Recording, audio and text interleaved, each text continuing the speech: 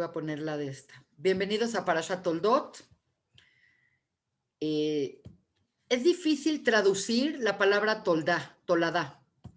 La gente dice generaciones, pero no son generaciones. Toldot son más que generaciones. Generaciones más bien estas son las crónicas, estas son las descendencias. Y le llamo a esta clase los arquetipos del bien y el mal, porque por algún motivo este embarazo que tuvo Rivka Meinu, con este embarazo gemelar que tuvo Rivka Meinu,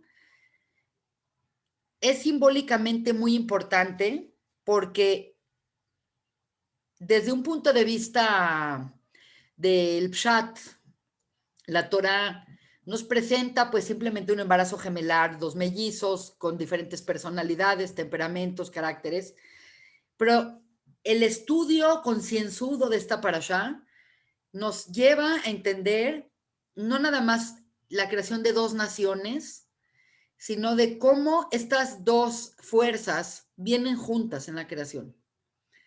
Quiere decir, el mal y el bien vienen como una narrativa simultánea en la dimensión que vivimos. Entonces, nada más para recordar un poco, que entiendan, ubicar el Pshat. Rivka Meinu tuvo un embarazo muy difícil porque estuvo estéril por un periodo de 20 años. Quiere decir, ella se casó con Itzhak cuando Itzhak tenía 40 años. Hay muchas dudas de qué edad tenía Rivka. Hay un Rashi que dice que tenía 3 años, hay otro Rashi que dice que tenía 14 años, hay quienes dicen 20 años. Lo que sea, era una mujer mucho más joven que Itzhak. Y esta parashá es una parashá para entender Itzhak, así como las parashiot pasadas fueron parashiot para entender a Abraham Avinu. El concepto de esta parashá y de la que sigue es entender el concepto del din, que es la midá particular de Itzhak.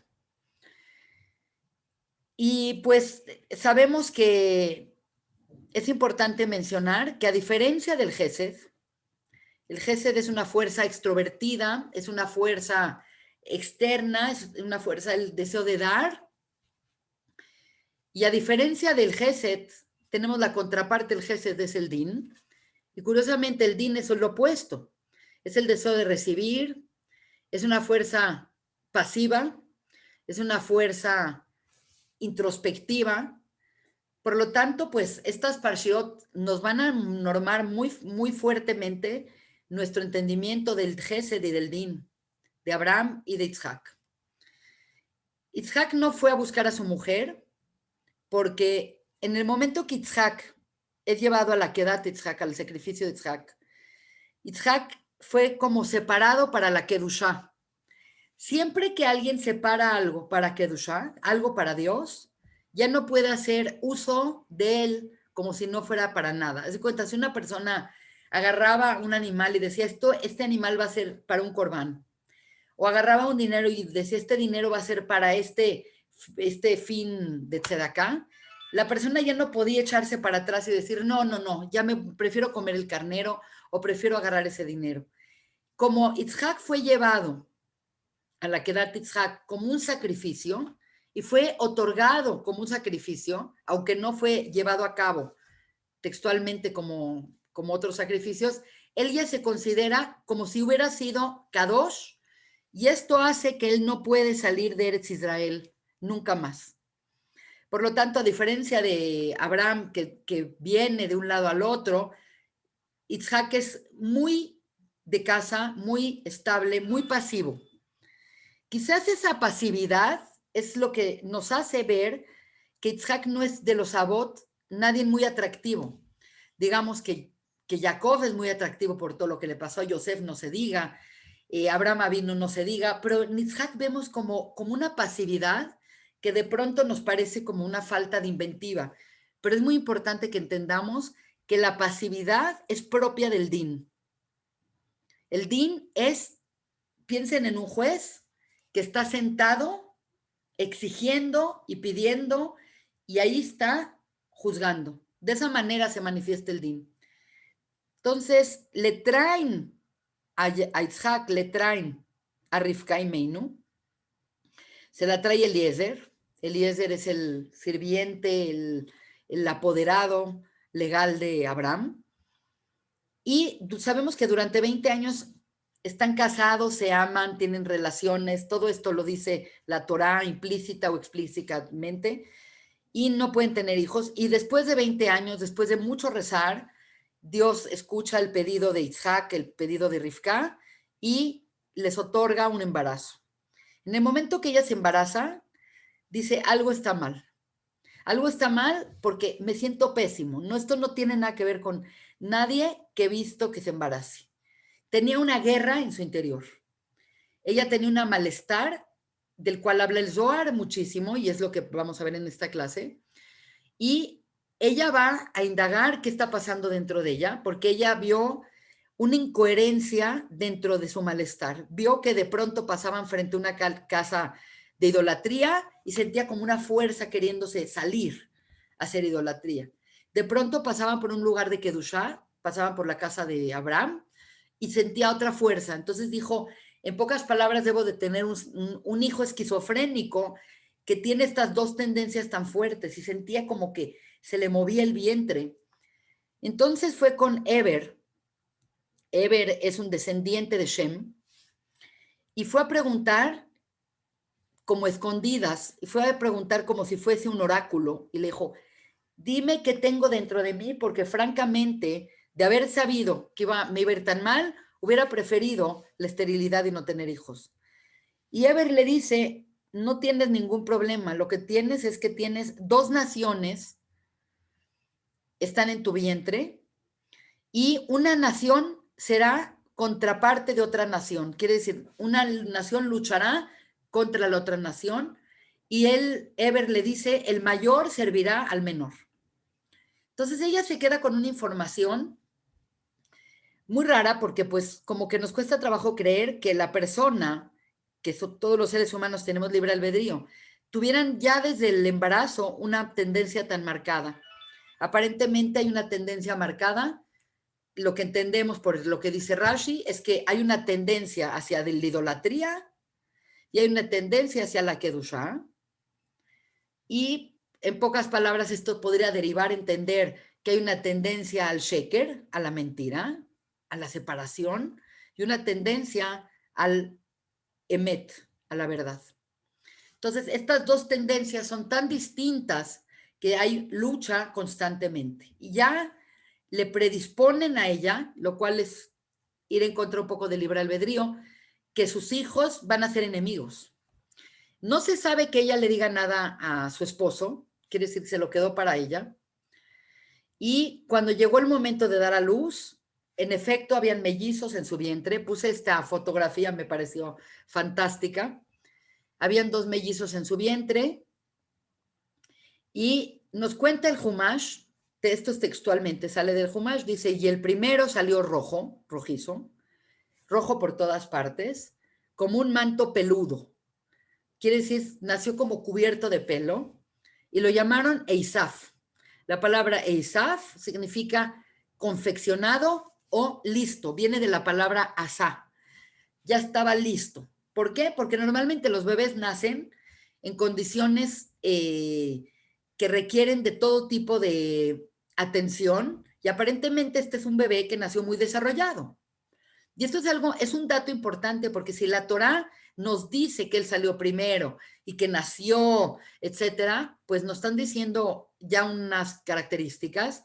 Y cuando viene en la Torá una característica física, siempre las características físicas tienen que ver con características emocionales y espirituales.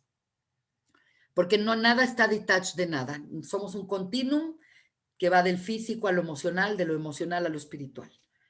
Y curiosamente, como nació rojo, la palabra rojo en hebreo es Adom, Admuni, salió rojizo, y por eso él es también llamado Edom.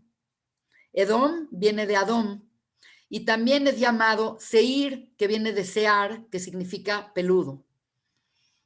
Por lo tanto, son características que tú dirías, bueno, ¿qué más da si nació más grande, más chiquito, güero, pelirrojo, so what? Pero la cuestión es que aparentemente todo esto tiene un simbolismo muy importante cabalístico, del cual vale mucho la pena que hablemos esta clase. Y por otro lado, después de que nació este primer hijo, obviamente, este es el Pshat, ahorita vamos a decir lo que dice Hazal. Después de esto salió su hermano, y lo que salió, lo que dicen del hermano, es que el hermano salió como un bebé normal, pero venía agarrado del talón del hermano. Y curiosamente, el nombre del segundo hijo, del que nace después, es Jacob, que significa Ekef, que significa talón o tobillo, esta parte del, como del pie, donde termina la pierna y empieza el pie, esa parte se llama el Ekef. Y es muy interesante porque el nombre de Eisaf está dado totalmente por las cualidades de Eisaf. Pero en cambio, el nombre Jacob se llama de esta manera en base a su hermano. Porque qué tal si no hubiera salido agarrado del pie, entonces hubiera tenido otro nombre. Entonces, aparentemente, el nombre de Jacob viene supeditado al nombre de Isaf, a la presencia de Isaf. Es importante decir que esto es lo que dice la Torá. La Torá dice que había este disconfort tan grande, que Rivka Meino estaba volviéndose loca con un embarazo tumultuoso, que los gemelos, los mellizos peleaban dentro de ella.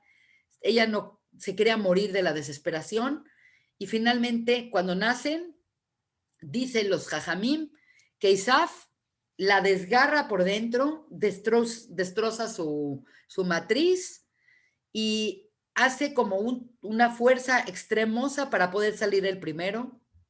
Y después viene Jacob, que es un niño normal, peloncito, sin ningún tipo de fuerza específica.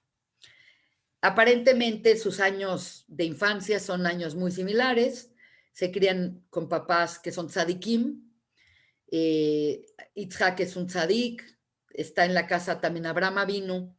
Por otro lado, Rivka es una tzadeket. Sabemos que Rivka per se es una mujer extraordinaria. No hay palabras en la Torá para describir lo que es Rivka Imeinu y vamos a hablar de ella bastante. Y cuando empieza el cambio importante, la Torá nos dice que cuando ya llegaron a ser jóvenes, quiere decir en la pubertad quizás, empezaron a ver claramente sus propias tendencias. Los jóvenes crecieron y Isaf era un hombre que entendía de la casa de cazador. Y lo mismo, la Torah cuando te habla de una profesión, nada más te dice, bueno, era un cazador, soguato, era un plomero, no. El cazador tiene la implicación de cazar. Cazar es ir hacia afuera, es muy importante la fuerza exterior en él, ir a conseguir aquellas cosas que quieres.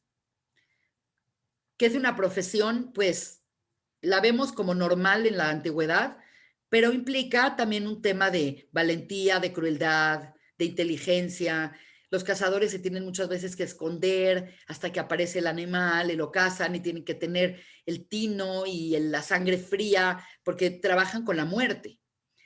Entonces es un tema no menor el que sea cazador y es interesante que también la Torah nos habla del cazador previo a él, era Nimrod, que dijimos que era un cazador. Por lo tanto, vemos como cierta tendencia ocupacional importante en ellos. Por algún motivo que la Torah no nos los dice, pero que obviamente lo vamos a entender, Itzhak amaba a Isaf y la Torah nos dice por qué.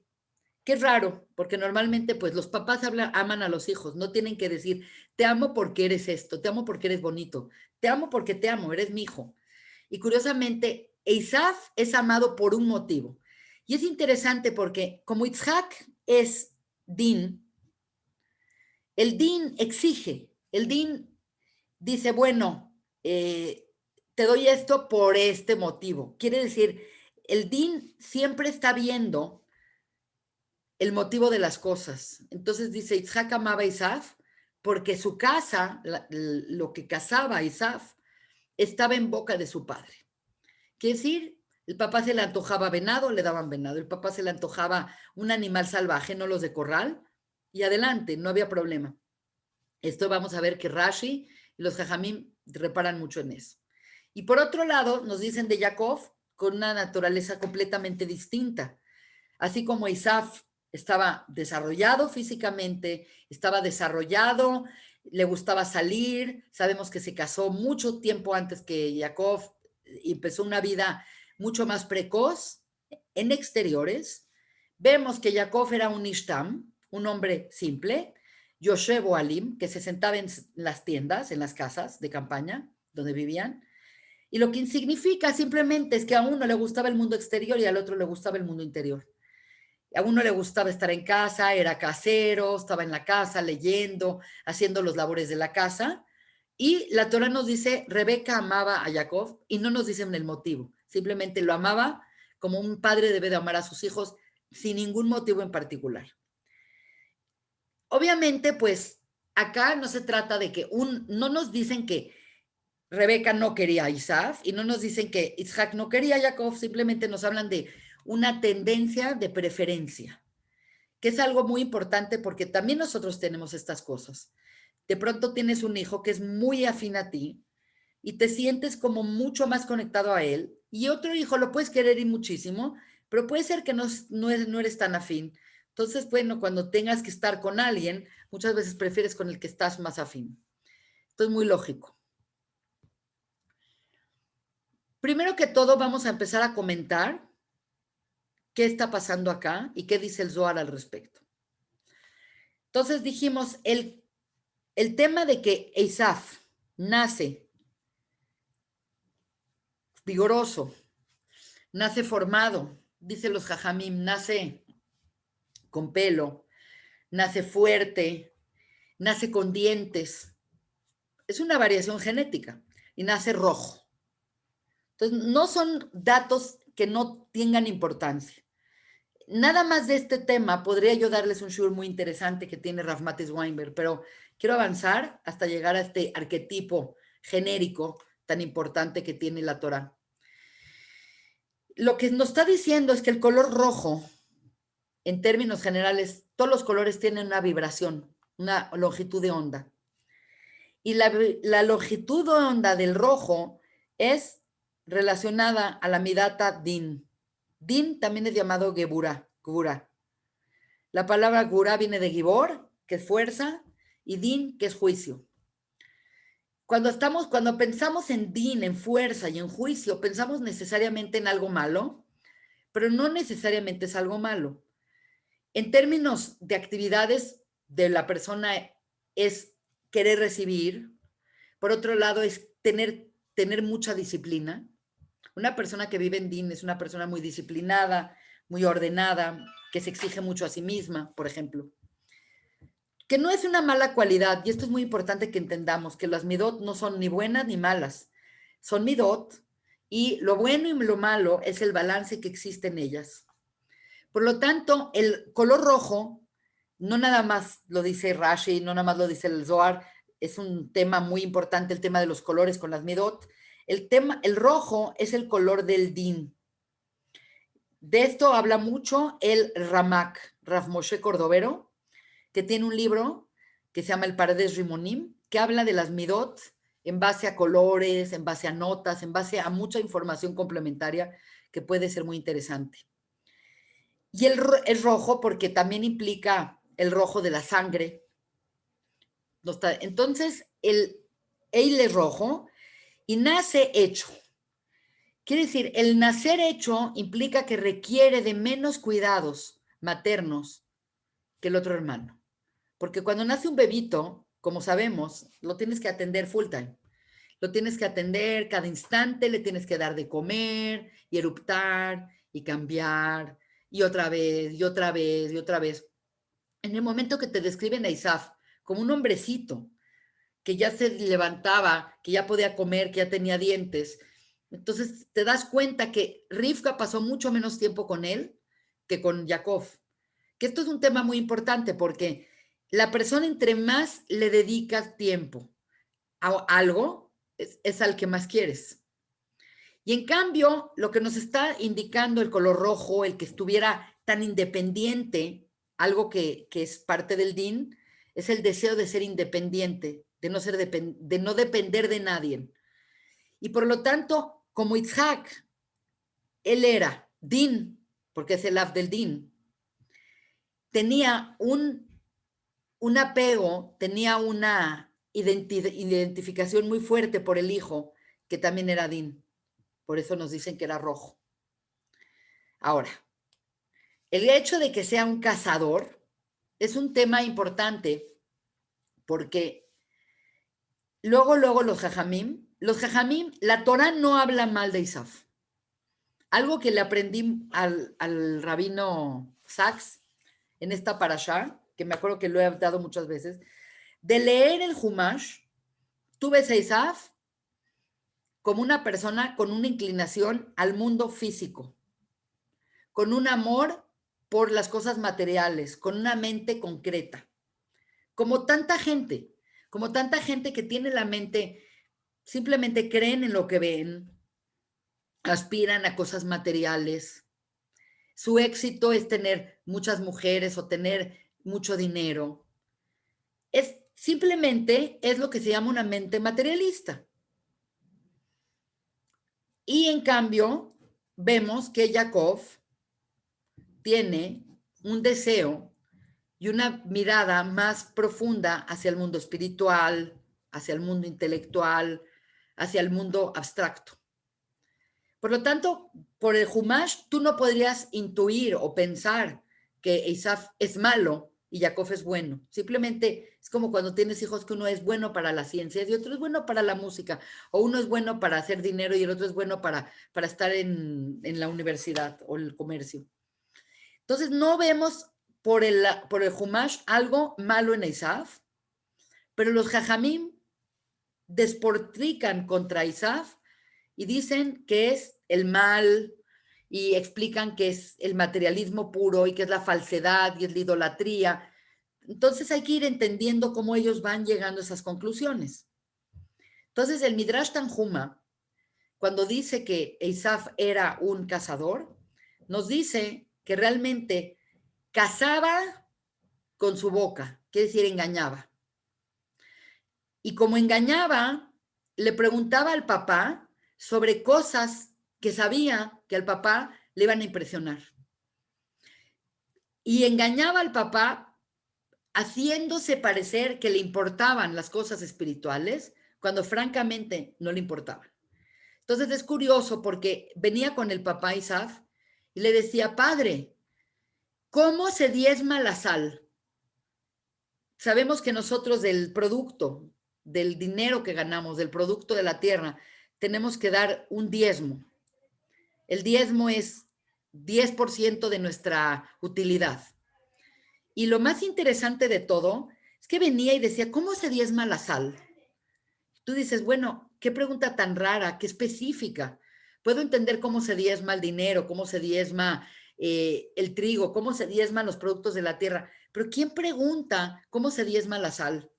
Y obviamente nosotras ya sabemos que sal, por lo que hablamos de Edom, sal es din.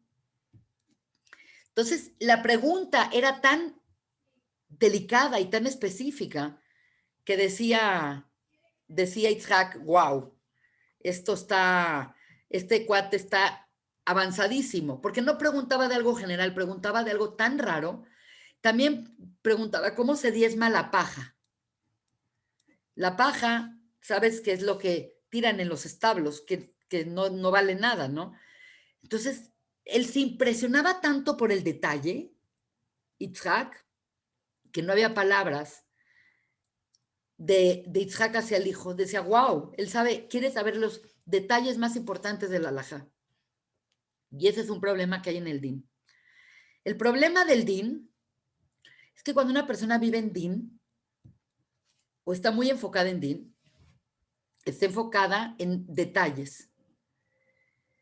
Y es un poco como este concepto de ver el árbol y no ver el bosque. Entonces, cuando la persona ve el detalle, es muy fácil descontextualizar. Es como cuando alguien va a ver un doctor tan específico de una cosa que por ver esa cosa no vio toda la persona. Hay gente que va a ver un doctor especializado en cardiología de la válvula mitral, ¡pum! Y de repente la persona fue a verlo porque estaba mal y a lo mejor la persona traía un problema de depresión o traía un problema de una intoxicación y no se da cuenta porque él nada más ve el detalle. Este es un problema en general que existe en la vida del DIN. Así es el DIN, así opera el DIN. Por lo tanto, lo que le pasó a Isaac a lo largo de su vida, que lo vemos en el texto, es que él se va quedando ciego. La ceguera no habla de una ceguera así de que de repente se levantó un día y tenía mácula. No, la ceguera, aparentemente dijimos que todos los rasgos físicos tienen que ver con rasgos espirituales. Y el rasgo espiritual del cual estoy hablando es que él se empezó a quedar ciego de no ver el todo por ver las partes. Por lo tanto, el hijo le valía la alhaja. Al hijo le valía dar diezmos, pero iba con el papá con la pregunta más difícil para engañar y hacer pensar al papá que, wow, mi hijo se preocupa por diezmar la sal y diezmar la paja. Ahora, la sal dijimos que es din, y la paja es muy interesante, pero dice Hazal, dice nuestro Jajamim, que Obadía, el profeta Obadía, es un descendiente de Isaf que se convierte al judaísmo. Y él profetiza sobre la caída de Isaf y dice, Isaf caerá en manos de Yosef, porque Yosef será fuego y Isaf será paja. Entonces, muy interesante que las preguntas específicas que él estaba preocupado son símbolos importantes del problema que tiene en su énfasis con el din. Por lo tanto, la compatibilidad de Isaac con Isaf es tremenda porque uno es din y el otro es din, y como dijimos, las cosas espiritualmente similares se atraen. Y esta atracción que tuvo Isaac con respecto a Isaf hizo que entendiera Isaac malas cosas. ¿Por qué entender mal las cosas? Porque Isaac pensó con una mente muy cuadrada. Y no estoy hablando mal de él, simplemente estamos tratando de dilucidar qué es el din. Y cuando yo digo que vi una mente muy cuadrada, quiero explicarles qué vio Isaac y qué vio Rivka. Entonces acá voy a hacer un pequeño stop con la presentación y les voy a presentar algo sumamente interesante. Tenemos, un segundito, estoy buscando mi plumita especializada. Bueno, no importa. Tenemos a Isaac y sabemos que Isaac viene de dos tzadikim. Viene de Abraham y viene de Sara. Aunque Abraham está acá en Gesed y aquí está Isaac, Din, aunque son fuerzas completamente opuestas, porque son fuerzas completamente opuestas, el concepto de la Kedat Isaac es que el Gesed se amarra al Din y el Din se amarra al Gesed. Porque la palabra Akedat significa atadura. Por lo tanto, aunque son opuestos, hay nexos entre ellos que permite el flujo energético de acá para acá y de acá para acá. Por lo tanto, Isaac viene de dos papás magníficos, Sara y Abraham. Por lo tanto, él es Din, que simplemente es lo que es. Lo voy a poner en rojo. Y él tiene un embarazo gemelar y Isaac se casa con Rivka. La verdad es que Rivka es un personaje fascinante por muchos motivos, pero Rivka viene, su papá de Rivka es Betuel y es hermana de Labán. Entonces, evidentemente, Betuel estuvo casado, bueno, no importa cuál es la línea, pero Betuel es hijo de Nahor, que es hermano de Abraham. Quiere decir, la familia se fue intermarrying. Pero lo que sí sabemos es que así como Abraham y Sara eran tzadikim, gurim, buenos, honestos, derechos, piadosos, etcétera, la Torá nos dice claramente que Betuel y Labán eran unos chuecos de lo peor. La descripción de ellos era gente torcida, torcida en los negocios, torcida con la lengua, era gente torcida. Y el hecho es que el Zohar habla mucho de esto porque dice que ellos nacieron en Aram, Naharaim, que es la zona de los arameos. Y aramí dice la Torá que es Ramaí, que quiere decir chueco, deshonesto, crooked, corrupto. Entonces es muy interesante porque tú dices, de pronto Isaac llega a los 127 años, que es la edad que murió su mamá. Acuérdense que Sara y Meinu dijimos que Jaya y Sara vivió 127 años y dijimos que ella muere exactamente después de que da Isaac, lo cual nos hace pensar que murió del trauma que le implicó que su único hijo lo iban a matar. Y sabemos que se casa Isaac, y acá Isaac tenía 37 años. Y sabemos que Isaac se casa a los 40 años, 3 años después, ¿ok? Cuando Isaac llegó a los 127 años, como que le llegó la duda si él también va a vivir como su mamá o va a vivir más o va a vivir menos, y desea dar su brajá a sus hijos. El tema de la brajá no es, yo le doy una brajá todos los días a mis hijas, eso no es, el tema no es que nada más tiene derecho a una brajá. Un segundito. Hay muchas confusiones, un segundito porque no encuentro mi pluma de pizarrón.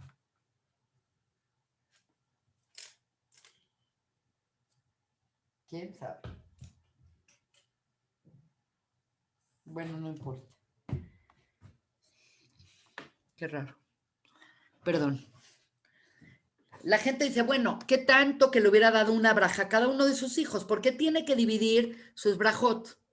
Entonces es muy, muy importante que acá entendamos un concepto importante para no entrar en subjetividades. La brajá, hay dos cosas. Hay una cosa que se llama la bejorá, que yo he hablado ya mucho de eso, que es la primogenitura, el primero que nace. Y hay lo que se llama la braja. Y la verdad son cosas muy distintas. La bejorá, el bejor es el que tiene que hacer la abodá de Hashem, es el trabajo espiritual.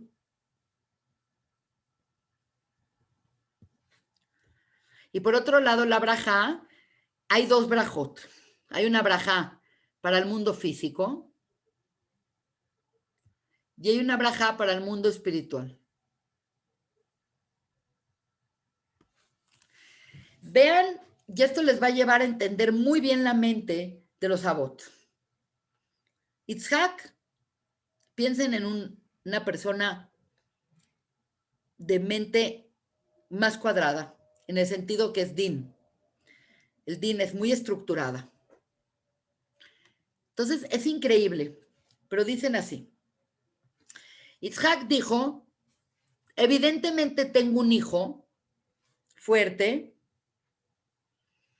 desarrollado, que lo que necesita va y se lo busca, que ya se casó, que ya tiene lana exterior, le voy a dar el mundo físico. Porque evidentemente se le da el mundo físico. Y yo también tengo una braja espiritual, que es mi continuidad espiritual. Es muy sencillo. Tengo un hijo que le encanta estar en casa. Tengo un hijo que le gusta leer libros. le gusta atender a los padres, le gusta rezar y meditar, estudiar. Le voy a dar a él esto. Quiere decir, el concepto que tenía Isaac es un concepto muy lógico. Tengo un hijo muy bueno para ir a la ferretería en Corregidora y tengo un hijo que es académico. ¿Para qué complico la vida? Vamos a dar una brajá para el mundo. No es que no le pueda dar a los dos las brajot, pero simplemente al tener dos hijos, para él fue muy claro lo físico, Isaf, que es exterior, que es materialista, que está desarrollado, y lo interior, el muchacho, el yeshive boher, le voy a dar el mundo espiritual.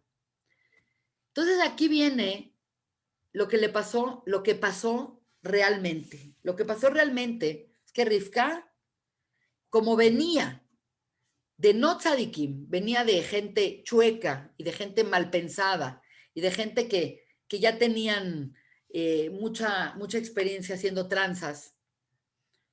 Ella aprendió eso, ella vio en su casa cómo tragaban mal el cambio y cómo engañaban a la gente, ella vio todas estas tranzas y por lo tanto ella ya las entendía. En cambio, Itzhak, ¿qué ejemplos vio? Vio a dos señores mayores haciendo jese todo el día.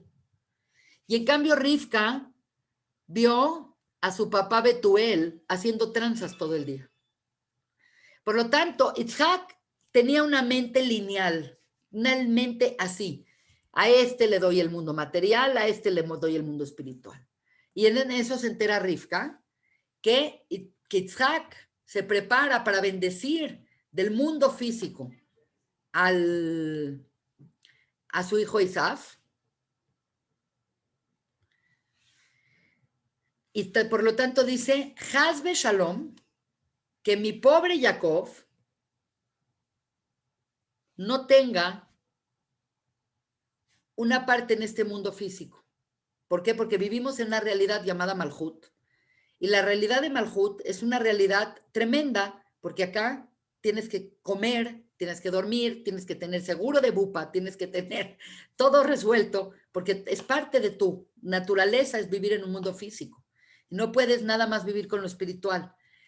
Entonces, acá viene un comentario de Lubavitch Rebbe que quiero compartir con ustedes, que es precisamente a donde estamos ahorita llegando.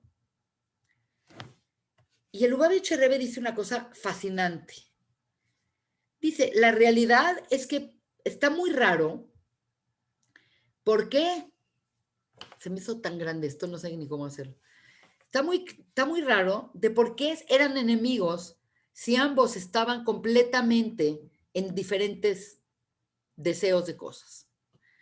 Yo me vuelvo enemigo de alguien si estamos tras la misma cosa. Por ejemplo, hay mucho pique entre doctores, hay mucho pique entre el mismo comerciante, el que vende una cosa y el otro vende otra cosa, son competidores, hay mucho pique porque los dos quieren lo mismo. Entonces, el Lubavitch Rebbe pregunta una cosa magnífica, dice, si uno quería una vida espiritual y el otro quería una vida material, ¿qué problema? Que uno está acá y otro está allá, ya no pasa nada. No. El problema no es que uno quería un mundo y el otro quería otro mundo. El problema es que los dos querían los dos mundos. Si no, no hubieran tenido problemas. El problema es que Esaf tenía una inclinación hacia el mundo físico, pero tampoco se quería quedar sin nada del mundo espiritual. Algo quería del mundo espiritual. Y en cambio, Jacob, claro que quería el mundo espiritual y claro que quería ser el descendiente y que el pueblo de Israel salga de él, pero no por eso no iba a comer y no por eso no iba a tener algo importante para vivir. Por lo tanto, la que se dio cuenta de este problema fue Rivki Meinu, que dijo, si le van a dar la braja total a mi hijo y él va a tener que mantener a mi otro hijo, porque el plan de Itzhak era, que tenga mucho dinero Isaf y que Isaf mantenga a Jacob. Y aparentemente lo que no se había dado cuenta Itzhak es que Isaf tenía malas midot. Isaf no era ese hermano que dice, hermano, estudia, dedícate a Dios, yo te mantengo. No es como el vínculo eventualmente que existió entre Isahar y Zebulún.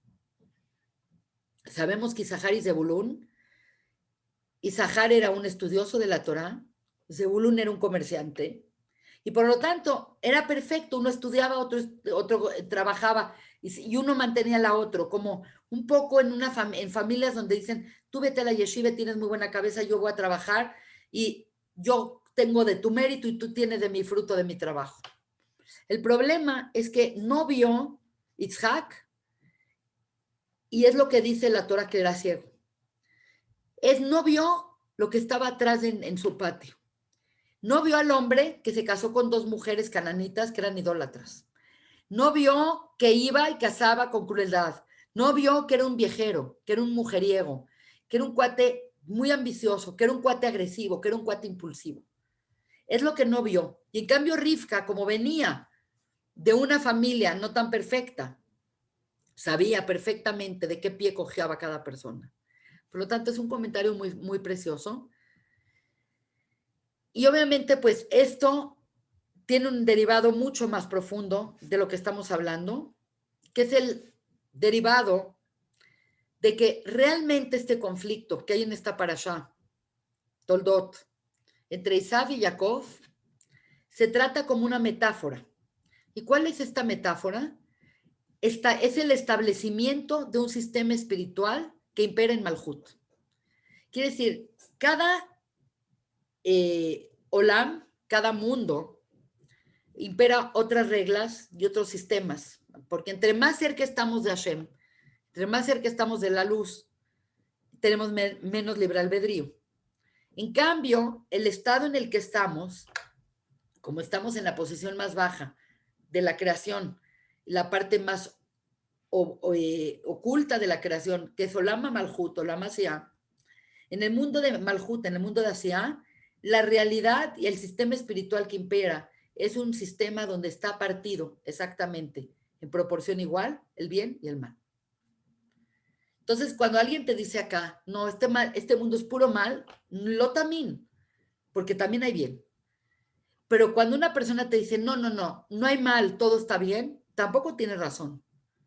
Y el hecho es que la vida es bien, la muerte es mal, la luz es bien, la oscuridad es el mal, la verdad es el bien, la falsedad es el mal. Y estamos exactamente en el mundo del Malhut, en un punto en equilibrio perfecto entre la fuerza del bien y el mal. Por eso es capaz que nosotros los seres humanos en esta dimensión realmente tenemos libre albedrío. Esto de que dice la persona, no tenemos libre albedrío porque Dios ya sabe todo, eso no es una pregunta. Aquí ustedes podrían estar ahorita en esta clase de Torah, también podrían estar jugando bridge, también podrían estar viendo Netflix y deciden estar acá. Una persona decide ser bueno, decide ser malo, decide dar bien el cambio, dar el mal el cambio, decide hacer una vida de provecho, decide hacer una vida de aprovechamiento bueno y otra de ver la cara a la gente. Por lo tanto, es muy interesante que hasta este momento histórico, no antes, es posible este perfecto equilibrio entre las fuerzas del bien y las fuerzas del mal. Obviamente estamos hablando desde el punto de vista histórico, que este es el momento, pero esto se remite hasta la creación, así como se remite hasta los actos más sutiles que existen en el mundo de bien y mal. Y lo curioso es que este paradigma que va a existir entre el bien y el mal, que es propio de la realidad dual en que vivimos vivimos de todo en realidad, y no nada más vivimos en esa realidad, sino que no podríamos vivir de otra manera en este mundo. Como en alguna ocasión mencionamos, si entras en un cuarto y es todo blanco, no ves. Si entras en un cuarto y es completamente negro, no ves. Si entras en un lugar donde hay nada de ruido, no oyes ni tu voz. ¿Por qué? Porque vivimos en un mundo de contrastes. El mundo de Malhut es un mundo de contrastes, de claro, oscuro, de verdadero, de falso, de Tov Berra. Y por lo tanto, este es el paradigma del lugar en el que vivimos. Y lo curioso es que esta metáfora, vienen las dos fuerzas contenidas en un mismo vientre, dentro de Rivka. Porque no es que, bueno, nació de Rivka un niño bueno y nació de otra persona un niño malo. Entonces tienes ahí la contraparte. Hay un momento histórico o hay un momento cosmogónico donde el bien y el mal vienen pegados. Entonces el Zohar tiene dos apartados de cuando habla de que los mellizos peleaban en su vientre. Y el Zohar empieza a postular que Isaf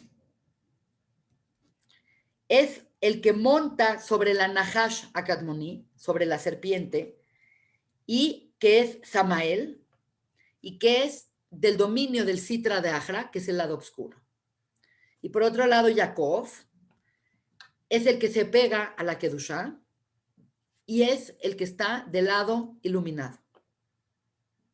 Lo que sucede es que inclusive vienen en el mismo vientre, quiere decir, vienen en un paquete, unidos, en igualdad de proporciones, y vienen de las mismas personas, y curiosamente no se pueden separar del todo, y por lo menos lo que entendemos es que precisamente la palabra Yaakov, que dijimos que es tobillo, curiosamente viene de Yakveni, y la palabra Yakveni es lo que dice el Zohar, que por eso le pusieron a Jacob, que significa engaño.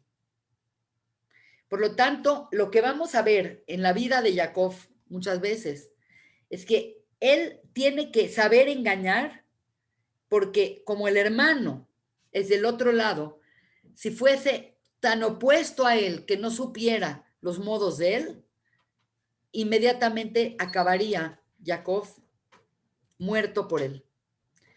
Esto es muy, muy importante que lo mencionemos. Muchísimas gracias. Gracias.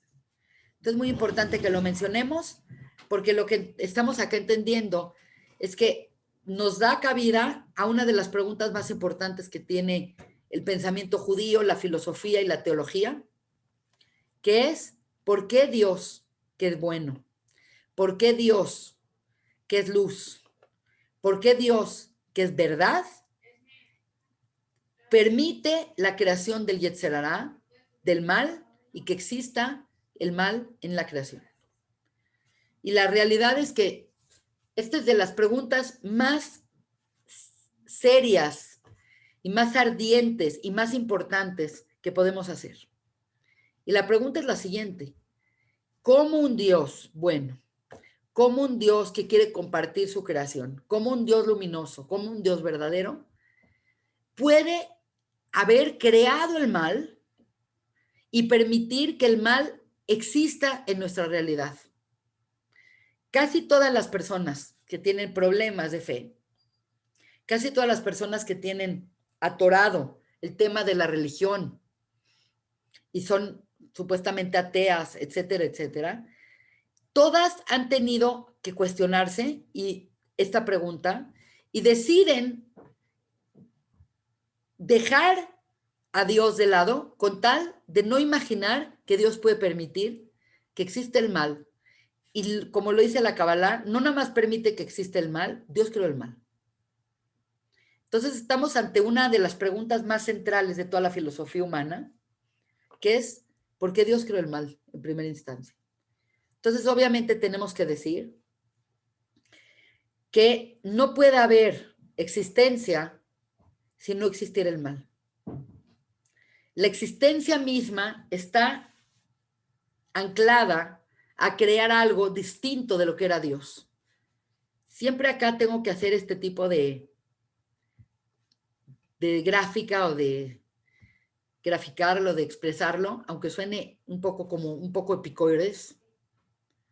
Y de verdad que es muy impresionante, pero siempre digo cuando hago esto, imagínense que lo blanco es Dios. Y es todo lo que hay. Presente, pasado, futuro. Presente, pasado, futuro. Esto es todo lo que existe en el mundo. Por lo tanto, si yo estoy acá, Lili está acá, Riva está acá, Betty está acá, Naomi está acá.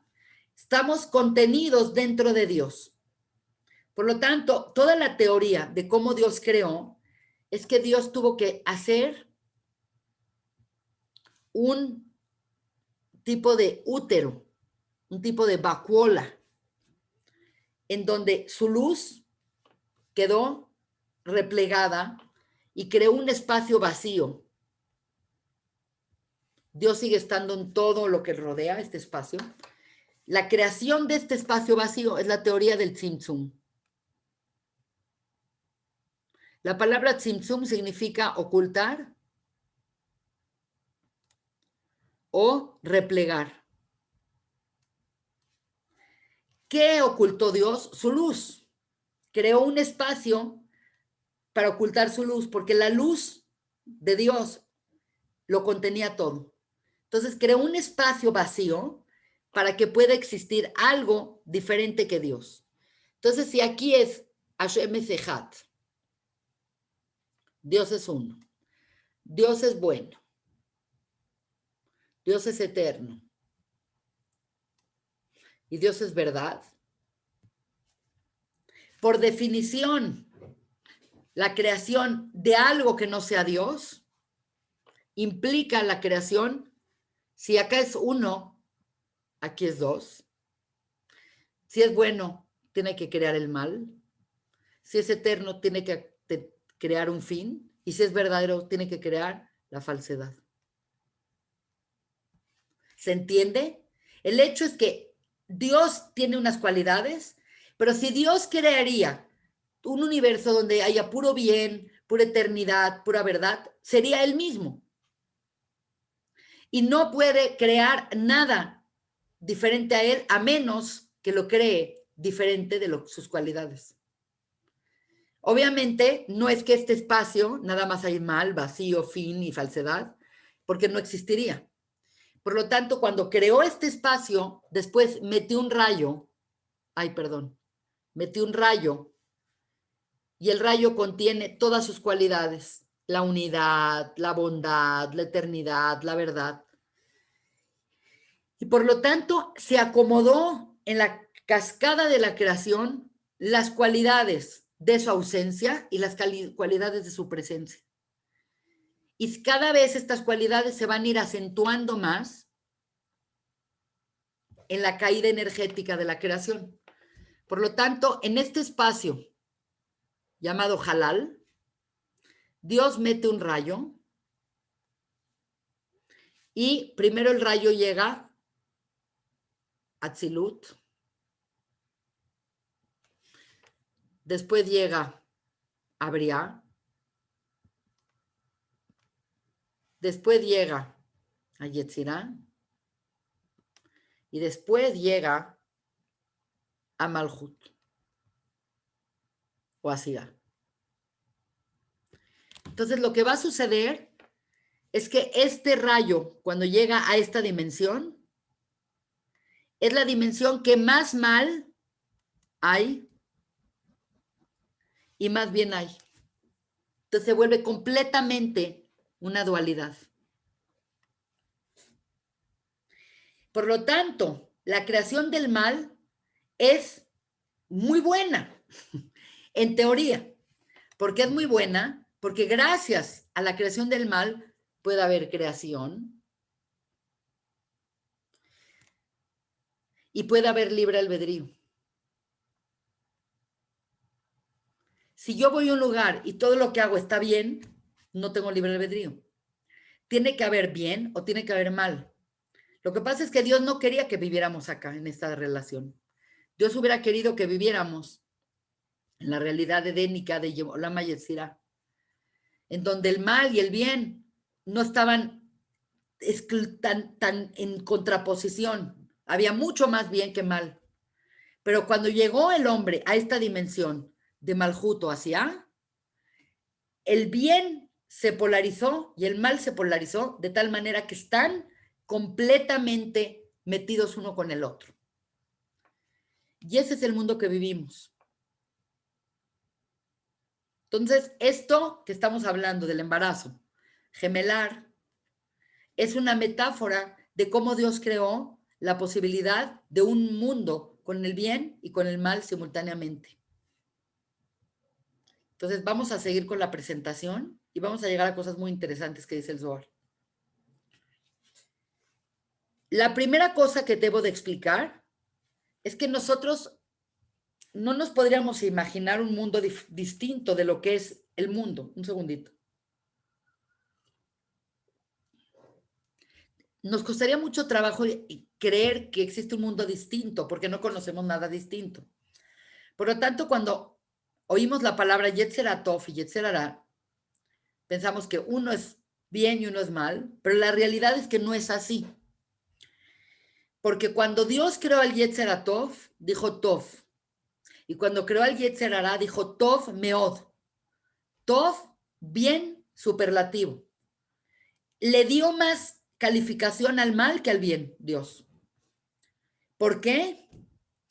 Porque Dios hizo la creación con la finalidad de compartir, de darnos su existencia, parte de su existencia. Por lo tanto, Dios, en ese caso, como creador, nos quiere dar. Siempre dar, acuérdense que es Gesed. Por lo tanto, para que sirva la creación, tuvo que crear un deseo de recibir. Porque imagínate que Dios quiere dar, no hay quien reciba. Entonces no sirve la creación. Si Dios desea, se anima a crear por su deseo de compartir, entonces tiene que crear una carencia en el otro ser con un deseo de recibir. Yo te quiero dar. ¿De qué me sirve mi deseo de dar si no tengo a quien recibir? Nada más me sirve mi deseo de dar si hay un deseo de otra parte de recibir. Entonces uno quiere dar y creó un deseo de recibir. Y por lo tanto, la ecuación es perfecta. Dios nos quiere dar y creó una fuerza llamada el deseo de recibir. Y aunque no lo crean, ese deseo de recibir es el Yetzer Hara. Por lo tanto, toda la creación es uno da, otro recibe.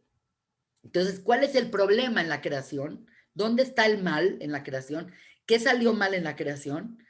El problema es cuando la persona desea recibir y no quiere a su vez dar. Quiere decir, lo que es el mal o la maldad o el mal encarnado o el mal llevado a cabo es cuando la persona desea recibir en forma egoísta y no desea compartir. Porque todo el sistema dinámico de la vida es uno da, el otro recibe, pero el que recibió ahora da. Es como un dinamismo. Y eso permite que la vida exista. El problema sucede cuando hay ese deseo de dar, hay un deseo de recibir, pero ese deseo de recibir se queda paralizado y se queda estancado para recibir para uno. Y ese uno no quiere compartir. Y en el momento que la persona no desea compartir, se estanca el flujo energético. Y el estancamiento del flujo energético es el mal radical.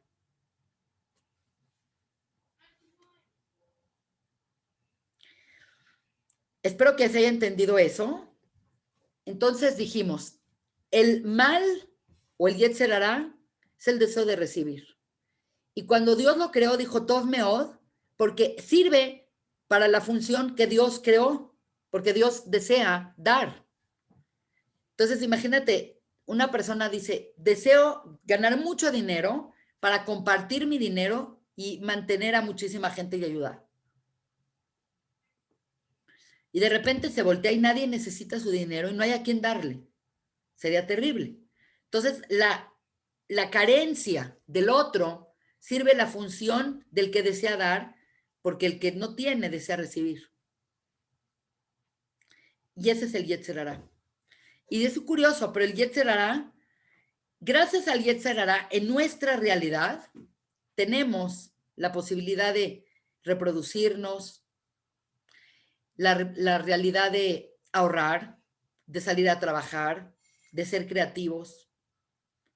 ¿Por qué? Porque en tu deseo de recibir estás generando una carencia y empieza a haber un dinamismo que le da sentido a la vida. Espero que eso se entienda. Entonces, el Zohar acá empieza a preguntar algo fantástico. Dice, ¿por qué viene el mal dentro de Rivka? ¿Y por qué es estéril Rivka? Entonces, el Zohar en Parashat Toldot nos dice, Rivka venía del mal. Y el mal no tiene forma de reproducirse a sí mismo. Porque es puro deseo de recibir, no logras nada, es un deseo. El mal no tiene conexión con Dios porque es el vacío de la presencia divina, ¿se entiende? Por lo tanto, el concepto de que Rivka era estéril es que en ella había la posibilidad de gestar el mal. No es que ella era mal, pero como ella venía de Betuel y de Labán, hermana de Labán, y que son los chuecos de la historia, y que si tú te das cuenta, Betuel y Labán siempre quieren recibir y nunca quieren dar. Acuérdense cuando va Eliezer a buscar a Rivka, se encuentra Eliezer con Betuel y con Labán, y Abraham Avinu le mandó regalos, oro, comida, seda, tapetes, camellos, como dote.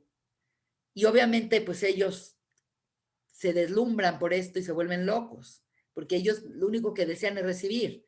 El que hace chuecuras, el que hace trácalas y todo, no le importa el otro, lo único que desea es enriquecerse, no para ayudar a nadie. Por lo tanto, ve claramente, el Zohar nos está metiendo en un drive muy interesante, en donde evidentemente vemos que Rivka viene de ese lado raro, extraño de querer recibir y de no querer dar. Ella obviamente se extrica, se sale de ese camino, pero ella ya tiene como el espacio perfecto para tener genéticamente, tiene genes del papá, del hermano, puede engendrar el mal en ella. Su esterilidad es el producto de que el mal no tiene forma de reproducirse. Es un poco como los virus, no sé si saben, pero el virus es una partícula, es proteína, es DNA o RNA. Y el virus no se puede reproducir por sí solo, tiene que infectar a alguien y del otro saca la vida para poderse reproducir y ya lo infecta y lo mata. Lo mismito es el mal.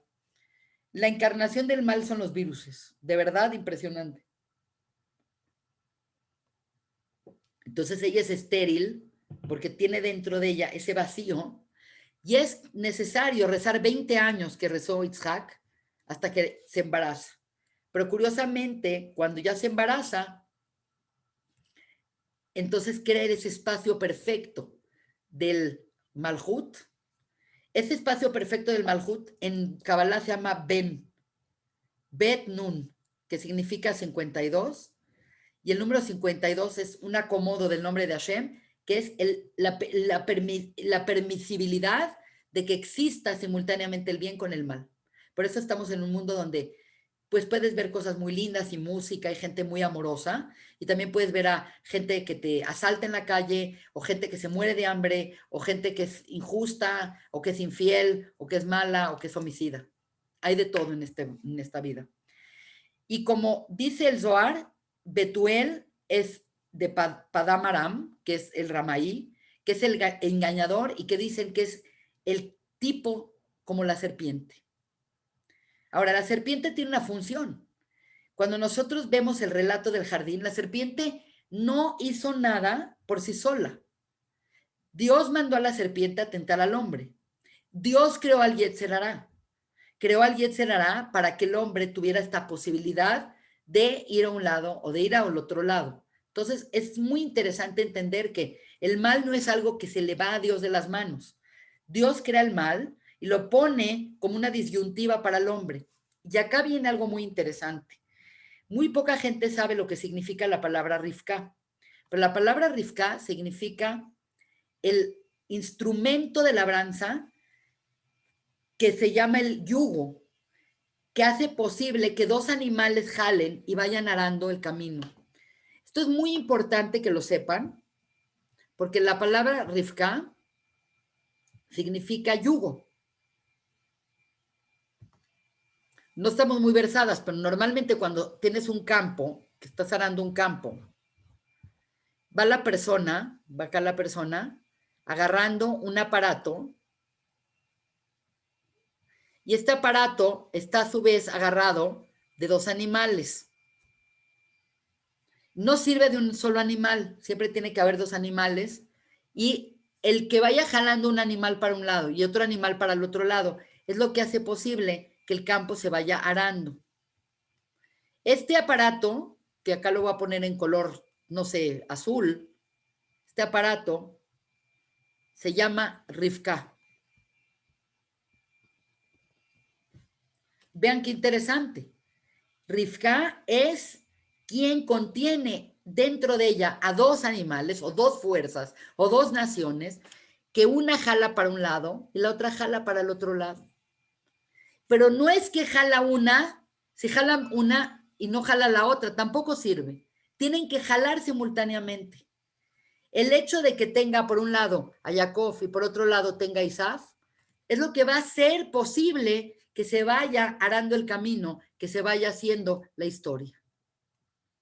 Entonces, no es que él es bueno y él es malo y este no debería de existir, porque por algo Dios creó al Yetzer Hará y al Yetzer Tov, y por algo Dios creó y los pone en igualdad de circunstancias, porque una fuerza y la otra fuerza son las que van a permitir que el mundo continúe y se desarrolle. Por lo tanto, es impresionante que eso significa Rivka. Es lo que se llama en español la yunta o el yugo. Cuando hablamos de la disyuntiva. Entonces, estamos ya llegando al final de esta clase, que es sumamente compleja y interesante, pero vean qué interesante se pone. Por lo tanto, no quiero meterme cómo viene esta línea de Betuel y Labán y las hijas de Lot y las hijas de Labán, porque yo nunca había visto, pero hay un eco, hay un espejeo muy interesante entre Lot y sus hijas, que Lot se mete con sus propias hijas y las hijas eh, emborrachan al papá para que el papá pueda procrear hijas con ella. Y Labán es como una encarnación de Lot, pero con Ticún. Y curiosamente, Labán tiene dos hijas, que son Lea y Rivka, Lea y Rachel. Y por lo tanto, son como también dos fuerzas que van a arar, pero para hacia el lado de Kedusha. Por lo tanto, pues es muy interesante que el Zohar lo mencione esto. Entonces, quiero explicar una vez más, parafrasear, en la parte 2 del Zohar dice, y los hijos peleaban, forcejeaban dentro de ella. Entonces, primero explica que el hijo Isaf es el que el que monta la serpiente y que va hacia el lado de el Sitra de Ajara, el lado oscuro. Por otro lado, Jacob monta hacia la Kedushá y va hacia el lado de Akadosh Barujú. De pronto, en este segundo capítulo que dice parte 2, dice el Zohar, no creas que el problema es un problema externo, en donde hay una nación y otra nación, que es verdad, que sí lo hay, sino que esto no se remonta únicamente a la diferencia de, hay un pueblo llamado Israel que va a ser el descendiente, que es lo que va a salir de Jacob, que es el lado de la Kedushá, y por otro lado, desgraciadamente, tenemos un pueblo que es el pueblo de Edom, que es Roma, y que es el lado de la no Kedusha. Eso sería ver el problema como que el mal está fuera de ti y el mal no es parte de ti. Entonces, la primera parte de este capítulo habla como macrocósmicamente y claramente dice, cuando a Rivka le dicen, tienes dos naciones dentro en tu vientre y dos naciones que se contraponen. Son dos naciones que tienen énfasis distintos en la vida, que tienen dos funciones distintas en la vida y no son compatibles.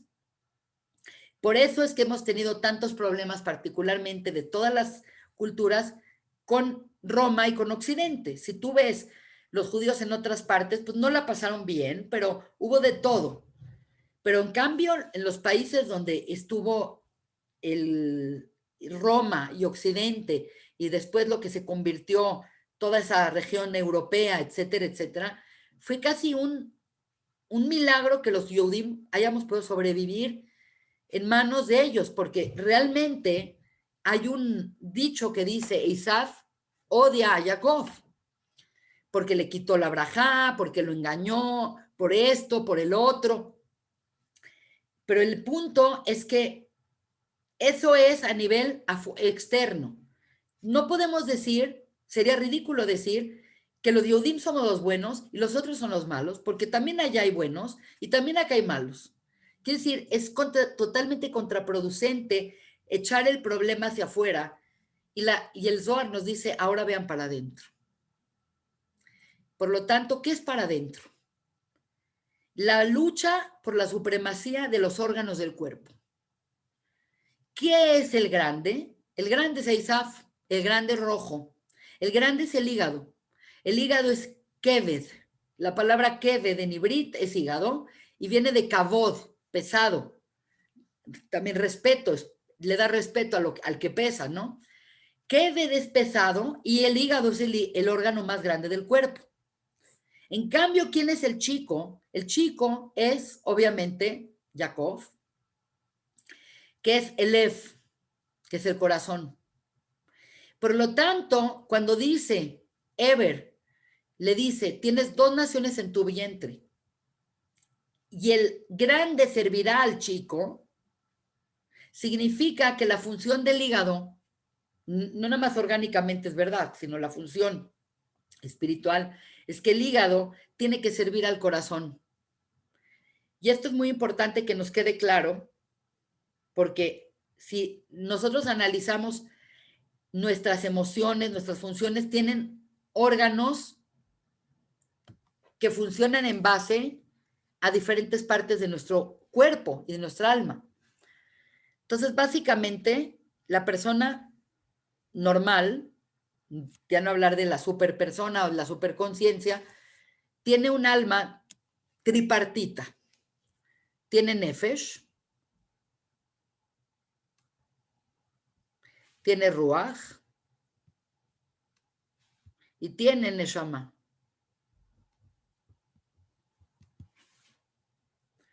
El nefesh en general es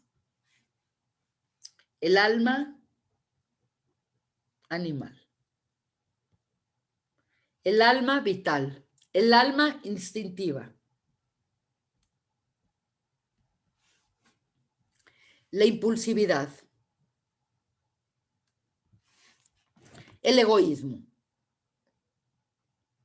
Cuando una persona está en modo instintivo, está en cómo sobrevivo, qué como, qué hago para sobrevivir. No quiere decir que es malo. Simplemente hay momentos donde la persona tiene que estar en ese modo. Y el hecho es que la persona cuando está en la infancia, los niños son totalmente egoístas e impulsivos. Me quito mi juguete y le pega en la cabeza. Y todo es para él. Y mi frutzi, mis dulces. Mi mamá. Quiere decir, el niño es naturalmente, está anclado con el Yetzer Hará según la Torah. Se tiene que educar al niño. El niño cuando está bebé, a él no le importa si la mamá tiene fiebre, se siente mal, no durmió, le dio diarrea. Él quiere comer, la mamá se muere, pero no importa, el bebé no le importa, el bebé quiere comer. El bebé quiere que lo cambien, el bebé quiere que lo apapachen, el bebé quiere que lo erupten. A ese nivel me refiero, que es el instinto de la persona. Entonces, cuando la persona va creciendo, un poco por educación y un poco porque empieza a tener contacto con otras personas, la persona empieza a tener un desarrollo a nivel de Ruach, que es un desarrollo de sus emociones. Sabe que si le pega al amiguito, no le va a hablar el amiguito y se va a sentir mal él. Sabe que si no comparte de su lunch, le van a hacer el feo. Sabe que si se porta mal, lo van a expulsar de la clase. Entonces, la persona, por bien, que puede ser a través de la educación, o mal, a través de la experiencia, empieza a pensar no nada más en yo, sino también empieza a pensar en tú. Entonces, cuando la persona empieza a tener amiguitos, noviecitas, cositas, etcétera.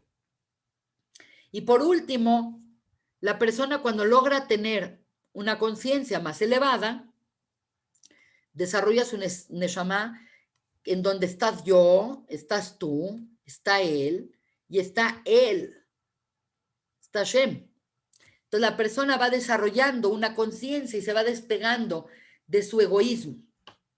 Entonces, parafraseando esto último que dice el Zohar, que me parece lo más brillante de la clase, dice, el grande, dice, es el hígado, ese Isaf. Hemos descrito a Isaf como una persona materialista, grande, roja, aborazada, que va por las cosas. Entonces dice el Zohar de una manera bastante exacta, dice, el hígado se traga toda la sangre. Y lo que tiene que hacer el hígado tiene que servir al corazón, al Lef, a las emociones. Entonces, en este caso muy particular, lo que vemos es que el grande tiene que servir al chico. Esta es una fórmula que muy pocos entendemos. No es que el chico tiene que dominar al grande. No dice eso. Es otra manera de parafrasearlo. Sino lo que nosotros tenemos que entender es que tenemos dentro de nosotros una fuerza llamada Yetzer Hara, que es el instinto a hacer el mal, que Dios lo creó y dice, es muy bueno, pero es muy bueno si está bajo control de las emociones y del bien.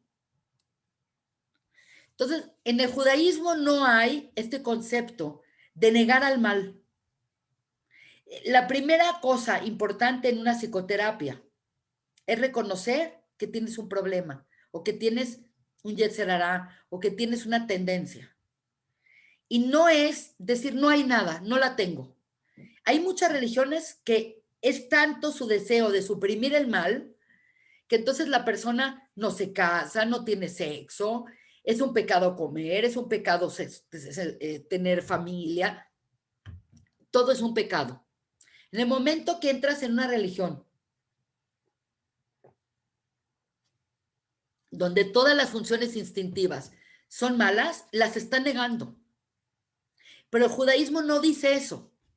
El judaísmo dice, gracias a los instintos, tenemos hijos, gracias a los instintos trabajamos y ahorramos, creamos, ahorramos.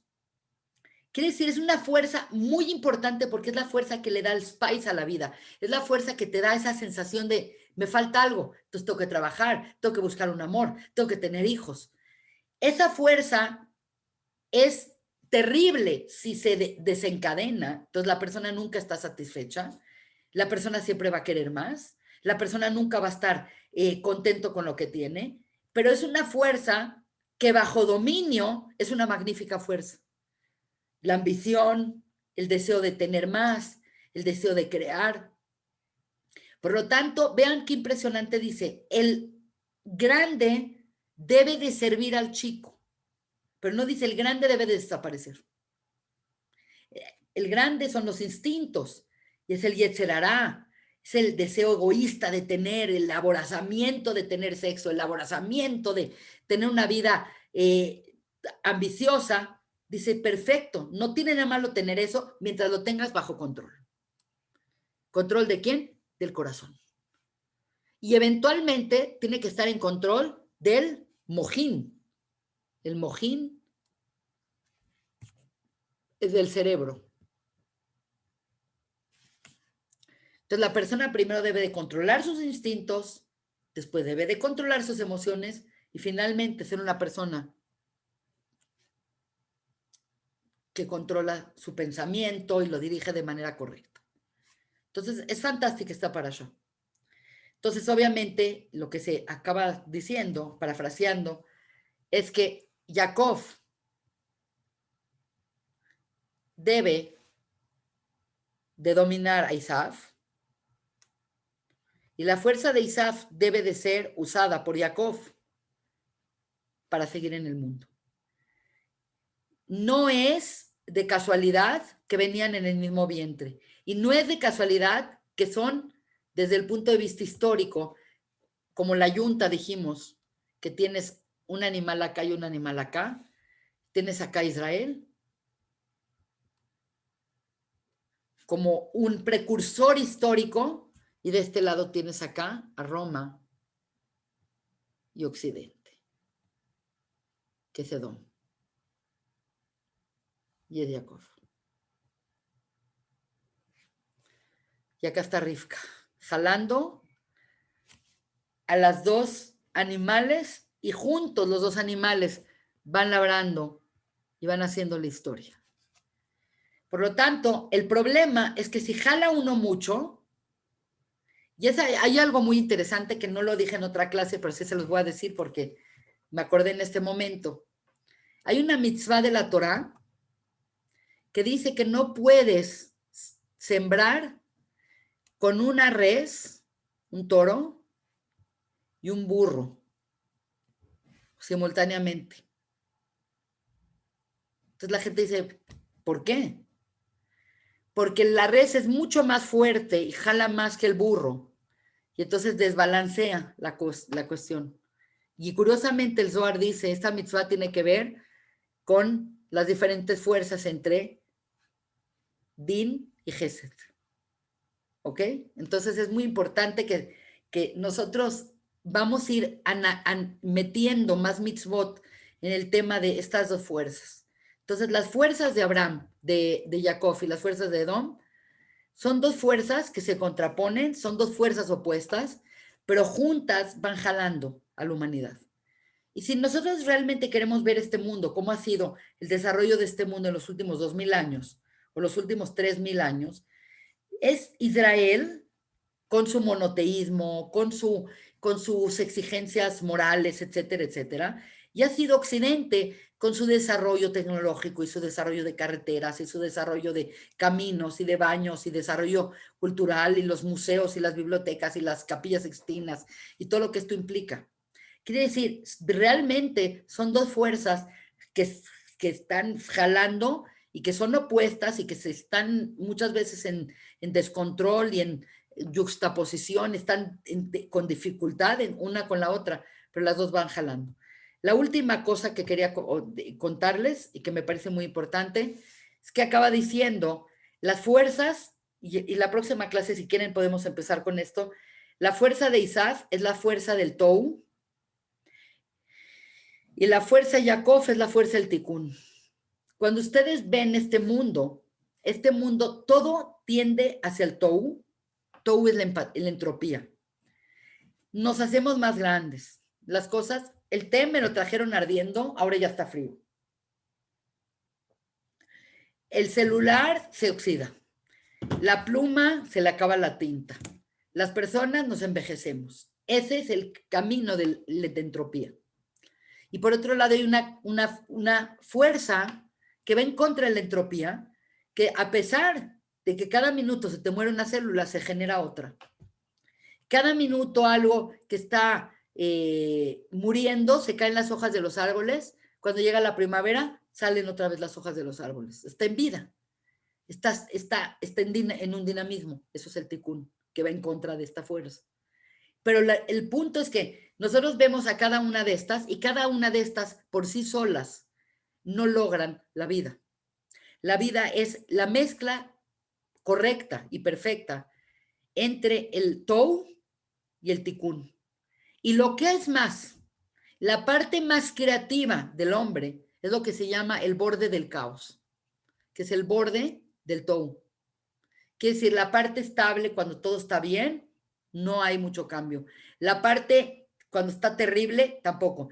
¿Cuál es la parte más delicada? El borde, la frontera en donde está el Tou y el Tikkun.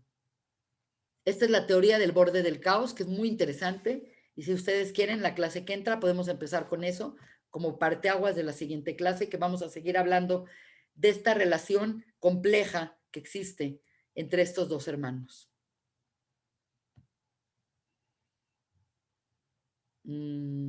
Creo que es un buen momento para que haga esto más grande y me digan si tienen alguna duda, alguna pregunta. Tiene muchas complejidades esta clase, pero por otro lado, a mí me parece que es un tema fascinante. Please, con tranquilidad, pregúntenme lo que se les ocurra. A ver si se puede repasar un poco la próxima para que nos entra un poco más.